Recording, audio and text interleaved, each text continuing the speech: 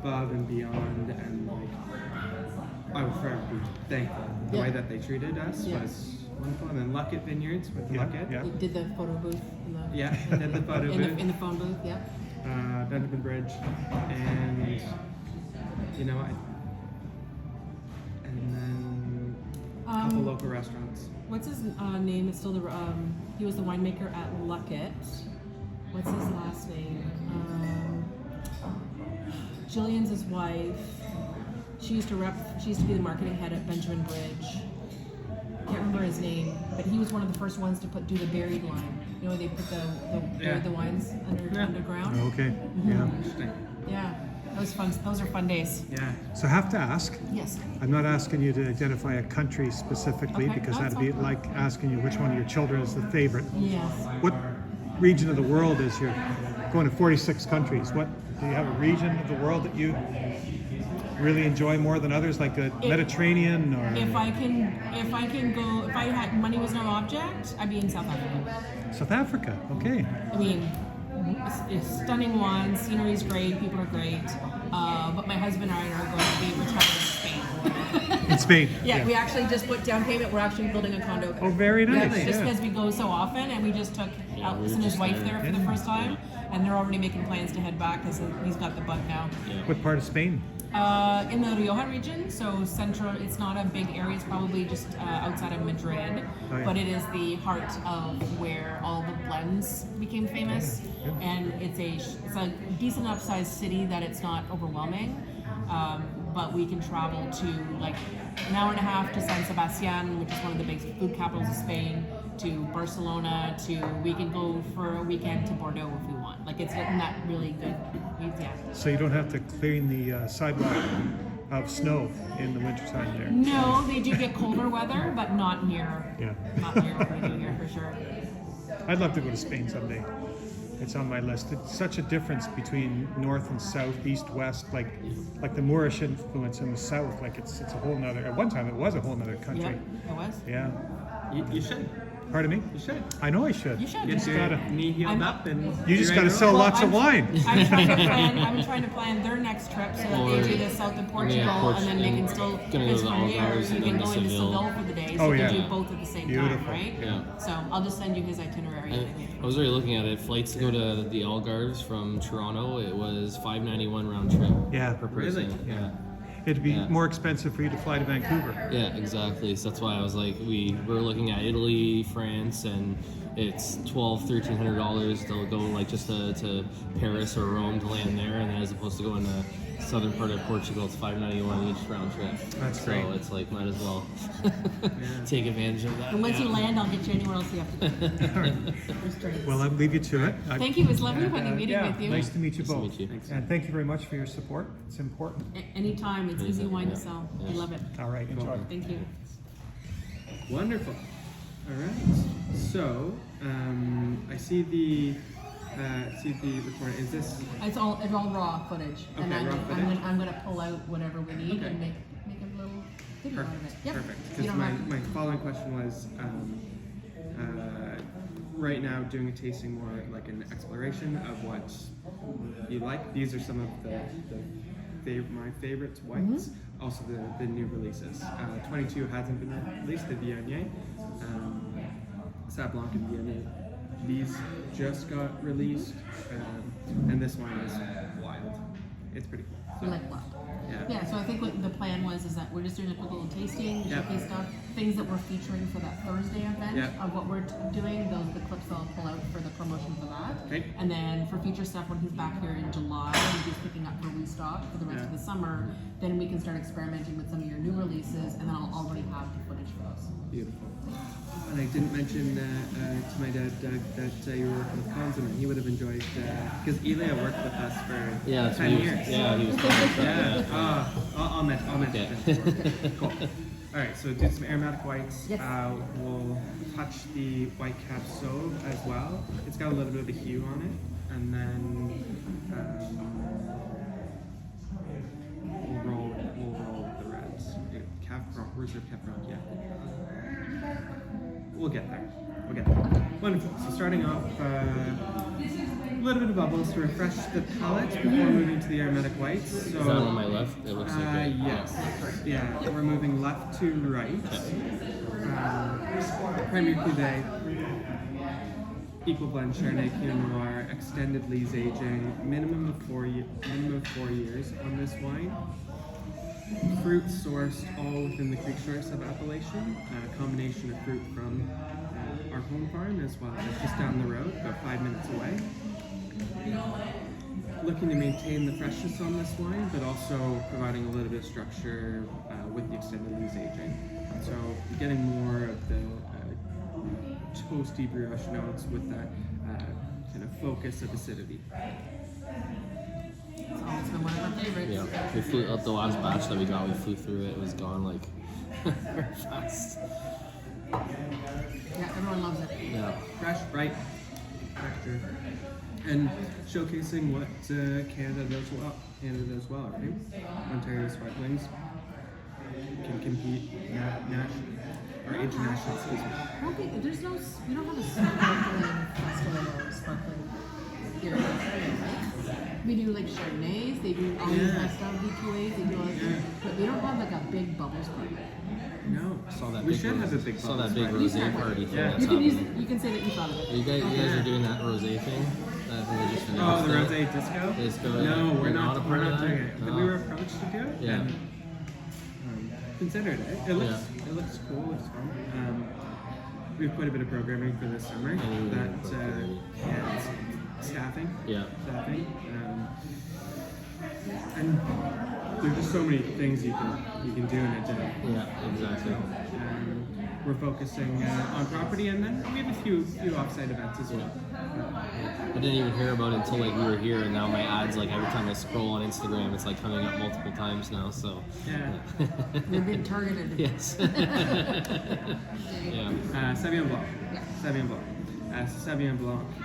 This would be more on the French style Sauvignon Blanc or Niagara style Sauvignon Blanc versus New Zealand.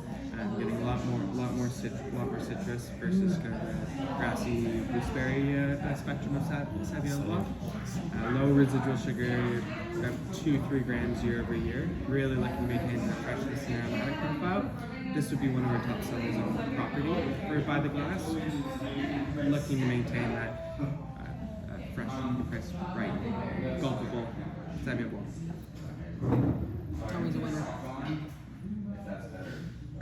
Similar fermentation styles between the Viognier and the Sauvignon Blanc, both on the cooler spectrum of fermentation, keeping it closer to 12-14 degrees, and an extended fermentation. So looking to really promote some of the higher alcohols in the aromatic profile. It's lovely. It's very easy drinking. Yeah. I'm getting more and more into Sauves going along, and my wife's kind of turning in that way too. She used to be like, I don't like Sauves, and then the more I'm pouring for her, she's like, okay, maybe I do like Sauves. Yeah, and she just... She likes the acidity. Yeah.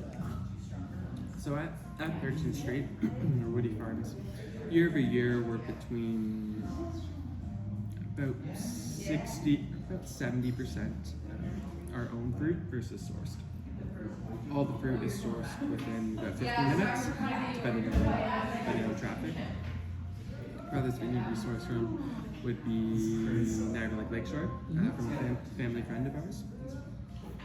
And we source specifically grapes that we don't grow ourselves. So of the grapes that we grow Gamay, Riesling, Pinot Brie, Cabernet Sauvignon, Merlot.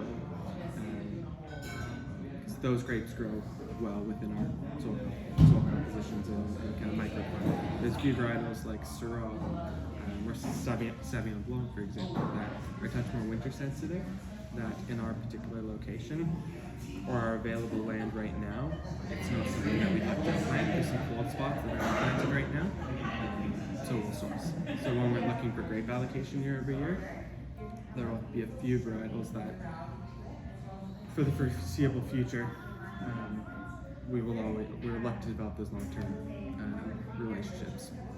Mm-hmm. Good. Oh yeah. So Viognier. It's such a pretty wine. The Viognier is such a pretty wine. The aromatics are just jump out of the glass at you. This definitely more on the white flowers, very floral, peachy, apricot. It's a wine that I see it all the time in the tasting room. They'll put their nose to their glass and then just kind of take a step back and go, whoa. Like the aromatics just They also very don't. expressive. They probably don't expect wines to smell like that, right? You don't always associate those aromas, like unless you're used to, or if they're used to the same styles over and over again. They just want to think fruit, right? So the florals kind of. 100%. It's also a great varietal that's less commonly grown as well. Viognier, definitely within Niagara and internationally as well. It's a less known grape. Similarly with Gewürztraminer. It's one of the wines that we're going to be trying next. On the super floral, honey, peachy spectrum, it's wine that catches consumers off guard. Actually, this lineup that I poured, part of the reason why it's my favorite whites that we offer is because the aromatic profiles. Like we're pouring Sauvignon Blanc, Viognier, and Gewürztraminer. Like super expressive, great whites. And do a lot with them. Yeah. That's why Viognier is a good food pairing wine, like the stuff that you kind of range you can put it with. So Yeah. And I find there's two like really distinct styles of Viognier that are done in Niagara or the rest of the world for that matter. Like you have that kind of crisp, very linear, fresh style of Viognier, and then you have those like super rich, like mouth coating Viogniers that higher alcohol, a little bit of barrel to them. I like both. We tend to lean more on the fresh side of Viognier production. It's also a representation of Niagara as well. But our next wine, the Gewürztraminer, this is a cool. You're very excited about this. Yeah, well, it's cool. It's a cool story. So this is a non-vintage product. So it's a blend of back-to-back years with a little bit of oak integration. So we had a family friend, long-time grape grower that has a little bit of Gewürztraminer, and it was a year where crop levels were low. We've never bought the Gewürztraminer from them before, but they had about half a ton, and well, didn't have an sales channel for it. So we said, yeah, like drop it by. We'll do something with it. So we kept it in barrel, not knowing because it's a small amount. We wouldn't make an individual SKU about it. And then we did the same thing the next year, and then blended them together to make this wine. So it's a unique product, low residual sugar. It's a dry Gewürztraminer, which is relatively uncommon. There are them out there, but very, very food friendly. Light oak integration. It's about 5-6 months. Just looking to add a little bit more weight on the palate. Very smooth.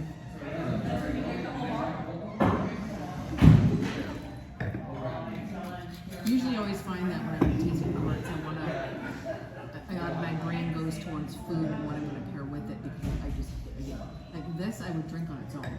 You know what I mean? Like I don't feel like I'm craving like certain food things to sort of balance it. Like I like it as it is. Yeah. It's really nice. We don't open this wine very often, but when it does get open, it gets considered. Yeah, that's what I was saying. Like as I said, you don't need this is just a 5 o'clock in my day kind of wine. Yeah. Right? It still has enough juiciness to it though that it's kind of coat in the palate and great. Good. Great brush. That's not what I was expecting. The way you were talking about it, I thought it was going to be like this dark and funky kind of, but it's really. It's fermented clean, cold,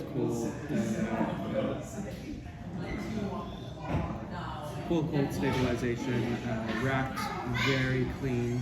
We try to get it down to -1-ish, -2. We don't always have the capacity to do that, especially last year when we had 26 degrees first week of October. The capacity on our glycol systems or our cooling system was at its max. But yeah, one of the new things that we tried this year was stabilizing the wine, and I'm going to butcher the pronunciation or what we did, but not electrodialysis, but on that vein, we pumped it through this machine to stabilize the wine, which has been done since the 80s. Like, it's not a new technology, but we did it for our Pinot Grigio. So I'll know next year whether it worked. Interesting. The Reserve Viognier. So cool to do a little bit side by side between the 2023 Viognier versus the 2022. So unoaked stainless steel, cool ferment. This, a little bit of oak integration, more texture. I'll share with you my preference afterwards. But night and day wines. Part of that is manipulation of the cellar. Most of it would be vintage. 2022, very low crop. The year coming off of the cold snap. Cold snap. So we were operating at about, on our farms, about 10% production. For the entirety of the wine, we probably did about 50%. There was a few varietals that we didn't make simply because of availability. But the fruit that was there was super concentrated, and you see that in the Viognier. You see a little bit more weight on the palate. And that's a vintage thing. I like the nose better on this one, but the finish on this is what? Like it's big. Yeah. This is the one where I say, okay, now I need to play with food stuff, right? Like just do you know what I mean, though? Yeah. I don't get the same. Maybe it's just because the bottle's been open for a bit, but I don't get the same aromatics on this one. I just get more of the stone fruit. Yep. This is one of the wines that we're putting in wine line this year. Yep. It's lovely. I'm sure they don't get a lot of these. No, it would be. It does pretty well on the licensee side of things. We generally put it in our wine club. Between wine club and licensee, that's pretty well. We have it available on the shelf. But we typically don't put it on the tasting menu. It's on right now. But typically we don't, because we don't get very much in. It's kind of in and gone type thing, so we want to maintain the availability for licensees. Makes sense. Yeah. No. And this is in the larger casks, so 400 and 500 liter casks, so a little less oak integration for the wine. Really trying to allow the fruit come out. Really good. Cool. And then I'm going to go get the white capsule. Interesting color. Yeah. Depending how you look in the light, right? Yeah. All right. So this is a totally crazy wine. I'm not sure whether we're gonna ever do it again. I've been trying to reduce the SKU count, but I think we have a wine that's here to stay based on the reception. So these are grapes from 2023, just this past vintage. This wine was created based on a decision in the vineyard. So it was first week in November, and the grapes were slowly developing the sugar, and the acid was slowly coming down.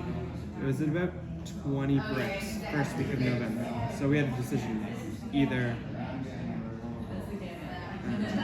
let the grapes hang for another 3-4 weeks, and the bricks were still increasing, so we were still hopeful that the sugars would go up and the acid was still dropping, but the acid was incredibly high, like sparkling high.